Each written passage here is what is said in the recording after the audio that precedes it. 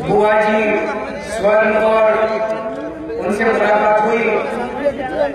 उन्होंने बड़े प्रेम से बोला कि 15 मार्च को हम लोग अपने गांव में मान्यवर काशीराम जी का जन्मदिन मनाते हैं, आप आएंगे? मैंने कहा जी जरूर आऊंगा, मेरा सौभाग्य है, आपने मुझे बुलाया, मैं जरूर आऊंगा। आज उनके निमंत्रण पर मैं यहाँ आया और मैं दिल से कह रहा हूँ कि मुझे कितनी खुशी हुई इनके पूरे परिवार के साथ मिलके, इनके घर में जाके और इस पवित्र धरती पे आज आके और अपना मत्था टेक के मुझे बहुत खुशी हुई है। सदियों सदियों से दलित समाज को कुचला गया। दलित समाज ने कई सदियों से अन्याय बर्दाश्त किया और मुझे लगता है आजादी के पहले बाबा साहब अम्बेडकर और आजादी के बाद माननीय काशीराम जी ने जितना काम दलित समाज के लिए किया, मुझे नहीं लगता किसी ने उतना काम किया है। बाबा साहब अम्बेडकर ने संविधान में लिखा, बराबरी के हक की बात कही, न्याय की बात कही, लेकिन उनके सपने को आजादी के बाद मान्यवर काशीराम जी ने पूरा किया। जिस तरह से मान्यवर काशीराम जी ने दलित समाज को सत्ता के अंदर और सरकारी नौकरियों के अंदर बराबरी का हक दिलाया, आज उनके जन्मदिन के अवसर पर मैं दिल से ये मांग करता हूं, मुझे लगता है आजादी के बाद जितना काम माननीय काशीराम जी ने किया उसके लिए उनको भारत रत्न मिलना चाहिए। हमारे सांसद भगवंत मान जी यहाँ मौजूद है, मैं उनसे निवेदन करता हूं कि वो संसद के अंदर इसके लिए आवाज उठाएंगे और हम लोग संसद के बाहर इसके लिए आवाज उठाएंगे। आज पंजाब के अंदर शिरोमणि अकाली दल और भारतीय जनता पार्टी दोनों की गठबंधन की सरकार है और दोनों पार्टियां मिलकर दलितों के खिलाफ अत्याचार कर रही हैं। अभी मैं अबोहर गया था थोड़े दिन पहले, अबोहर में पता चला किस तरह से एक दलित लड़के का हाथ और पैर दोनों काटकर उसकी हत्या कर दी गई, निर्मम हत्या कर दी गई। मैं उस लड़के के घर भी गया था, उसके घर के लोगों से भी मिला था, उसके घर के लोगों ने सारी मुझे बात बताई। मैंने पूछा किसने किया, तो उन्होंने कहा जी वहां पे जो लोकल अकाली नेता है उसने करवाया। मैंने कहा क्यों किया? बोला जी हमारा लड़का उसके यहाँ नौकरी करता था, थोड़े पैसे बचा के हमारे लड़के ने अपना ढाबा खोल लिया सड़क के ऊपर और उसने कहा मैं नौकरी नहीं करूंगा, मैं अपना ढाबा चलाऊंगा। हमें खुशी होनी चाहिए कि अगर दलित समाज से लोग आगे निकलकर अपना काम करते हैं, बराबरी के साथ समाज के लोग आगे बढ़ते हैं, अगर उनकी तरक्की होती है, समाज को खुश होना चाहिए। लेकिन ये उस अकाली नेता को मंजूर नहीं हुआ। वो लोग नहीं चाहते कि ये लोग बराबरी के साथ हमारे साथ खड़े हो, वो लोग ये चाहते हैं कि हमारे अंदर में काम करते रहे, हमारे नीचे काम करते रहे, ये हमारे बराबरी के साथ खड़े नहीं हो रहे। उसने नेता ने उस लड़के को अपने फार्म हाउस पे बुलाया और रात को बताते हैं कि उसके हाथ और पैर दोनों काट दिए और उस लड़के की मौत हो गई। मैं लुधियाना गया, लुधियाना में एक दलित परिवार के 2 लड़कों का कत्ल कर दिया गया, सरेआम कत्ल कर दिया गया और अब उस केस को दबाने की कोशिश की जा रही है। अबोहर के केस को भी दबाने की कोशिश की जा रही है। इस तरह से न जाने मैं पंजाब के गांव में घूम रहा हूं, खूब लोगों से मिल रहा हूं और इतने केस मेरे को बता रहे हैं लोग, जिस तरह से पूरे दलित समाज के लोगों के ऊपर हिंसा हो रही है, केसों को दबा दिया जा रहा है। आज मैं यहाँ ऐलान करना चाहता हूँ, आम आदमी पार्टी की सरकार बनना तय हो चुका है पंजाब के अंदर, जिसमें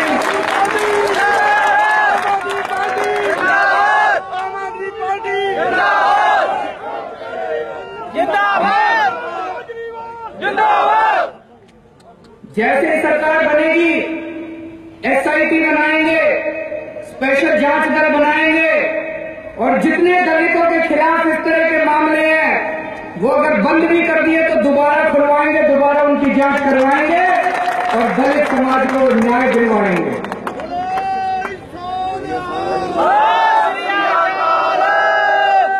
एक तरफ शिरोमणि अकाली दल ने पंजाब के अंदर दलितों के ऊपर अत्याचार किया हुआ है, तो दूसरी तरफ भारतीय जनता पार्टी, उनको तो ऐसे लगता है जैसे बाबा साहब अम्बेडकर के नाम से ही उनको नफरत है, उनको एलर्जी है बाबा साहब अम्बेडकर के नाम। IIT मद्रास में कुछ लड़कों ने मिलकर बाबा साहब अम्बेडकर की एक संस्था बनाई और उन्होंने एक सेमिनार करने की कोशिश की। केंद्र सरकार से IIT को निर्देश हो गया कि इन लड़कों को बाबा साहब अम्बेडकर का सेमिनार नहीं करने देगा, उन लड़कों को सेमिनार नहीं करने दिया गया। आप लोगों ने रोहित वेमुला का नाम सुना होगा। हैदराबाद के अंदर रोहित वेमुला का क्या कसूर था? रोहित वेमुला और उसके कुछ दलित साथियों ने मिलकर बाबा साहब अम्बेडकर के नाम से एक संस्था बनाई थी। वो बाबा साहब अम्बेडकर के विचारों का प्रचार करना चाहते थे, वो बाबा साहब अम्बेडकर के ऊपर सेमिनार करना चाहते थे, बाबा साहब अम्बेडकर के बातों को जन जन तक पहुंचाना चाहते थे। केंद्र सरकार से 2 मंत्रियों ने, केंद्र सरकार की भाजपा सरकार के 2 मंत्रियों ने बार बार चिट्ठी लिख के हैदराबाद यूनिवर्सिटी को कहा इन लड़कों को सस्पेंड करो।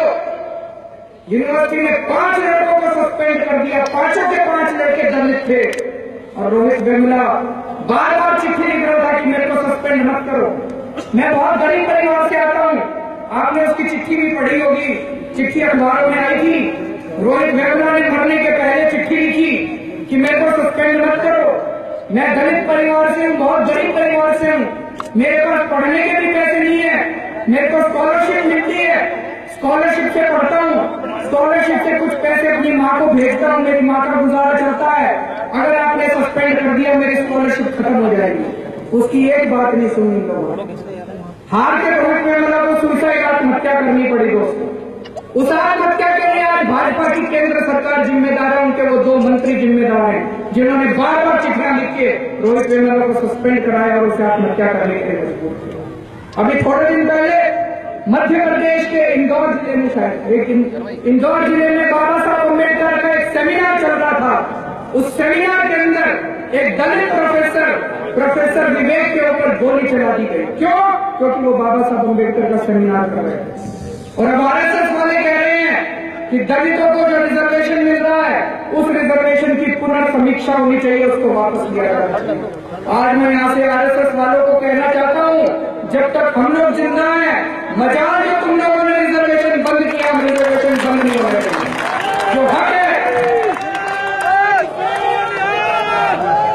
जो हक है दलित समाज का, जो हक माननीय काशीराम जी ने दिलवाया, जिस हक की बात बाबा साहब अम्बेडकर ने संविधान के अंदर की, उस हक के लिए बड़ी मुश्किल से लड़ के कई सालों तक संघर्ष करके माननीय काशीराम जी ने दलित समाज को जो हक दिलाया, सत्ता में बराबरी का हक दिलाया, माननीय काशीराम जी की लड़ाई को, उनके संघर्ष को, उनके सपनों को अब हम लोगों को, सब लोगों को पूरा करना है। हम अकेले नहीं कर सकते, लेकिन हमें पूरा विश्वास है अगर हम सारे लोग मिल जाएं तो माननीय काशीराम जी के सपनों को हम सब लोग मिलकर पूरा कर सकते हैं। 2 चीजें हैं, एक तरफ अपने को पूरे दलित समाज को न्याय दिलवाना है, एक तरफ जितने अत्याचार चल रहे हैं उन अत्याचारों का मुकाबला करना है और अत्याचारियों को अपने को जेल में भेजना है, लेकिन दूसरी तरफ अपने को पूरे दलित समाज का विकास भी करना और विकास करके उनको समाज के अंदर आगे बढ़ाना है। दिल्ली के अंदर हम लोगों ने शिक्षा और स्वास्थ्य के ऊपर बहुत काम किया।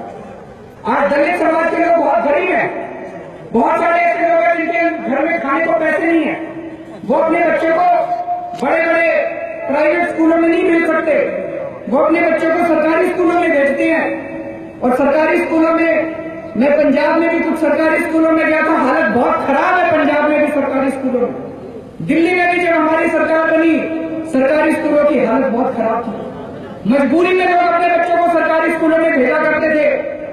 पिछली साल जैसे हमारी सरकार बनी, हम लोगों ने पहले दिल्ली में शिक्षा का बजट 5,000 करोड़ होता था, हमने सरकार बनते ही शिक्षा का बजट 10,000 करोड़ रुपए कर दिया, डबल कर दिया हमने शिक्षा का बजट। अब जितने सरकारी स्कूल है, सारे सरकारी स्कूलों के अंदर हमने डेस्क पहुंचा दिए, हमने ब्लैक बोर्ड बनवा दिए, टॉयलेट बनवा दी, सफाई का इंतजाम कर दिया, सिक्योरिटी गार्ड लगवा दिए। और आज मैं आपको बता रहा हूं, 2 साल के अंदर दिल्ली में सरकारी स्कूलों को इतना अच्छा कर देंगे कि लोग अपने बच्चों को प्राइवेट स्कूल से निकाल के सरकारी स्कूल में भर्ती कराएंगे। इंकलाब जिंदाबाद, इंकलाब जिंदाबाद। अभी भी अगर आप जाओ दिल्ली किसी सरकारी स्कूल में जाना, वहां पे बच्चों से पूछना पिछले 1 साल में परिवर्तन आया, बच्चे बताएंगे कि टीचर भी सुधर गए, प्रिंसिपल भी सुधर गए, कई चीजों में परिवर्तन आया। लेकिन 2 साल के अंदर मैंने कहा सरकारी स्कूलों का ऐसा कर देंगे कि प्राइवेट स्कूल से बच्चे निकाल के लोग सरकारी स्कूल में भर्ती कराएंगे। फिर अगर एक दलित परिवार के, गरीब परिवार के अंदर कोई बीमार हो जाता है तो सारा पैसा, अगर कोई सीरियस बीमारी हो जाए, हार्ट अटैक हो जाए, कोई बड़ी बीमारी हो जाए, सारा पैसा लुट जाता है घर का, जमीन बेचनी पड़ती है, इतनी महंगी हो गई आजकल इलाज।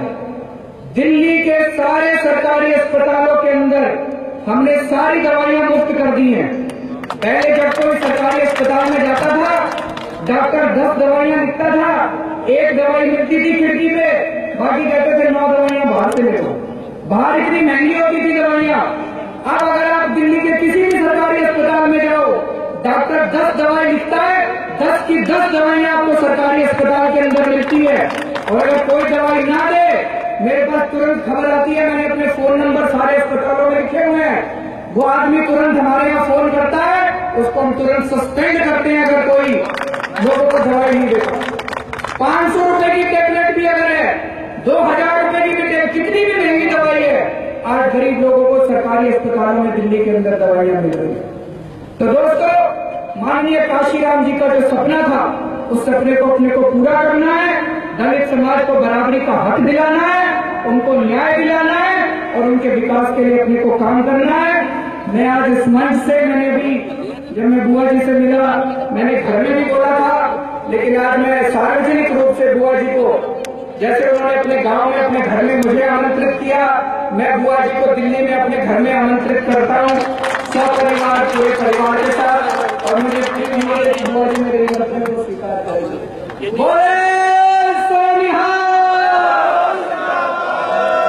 केजरीवाल साहब, एक बेनती है आपके पास, आप जोड़कर पहले मैं माफी मांगता हूँ। वो दिल्ली में जो एयरपोर्ट है ना, वो यादपुर से साइन लगवा दो एयरपोर्ट के लिए। जब भी पैसे की जरूरत है तो हमारे से ले लो, भी दे लेते। तो लोग बहुत परेशान होते हैं और ट्रैफिक ज्यादा बढ़ती है, सभी को आपको मालूम है, पता होगा। जो कि काशी हम सारे परिवार के हम वो मंदिर करके माध्यम के सारे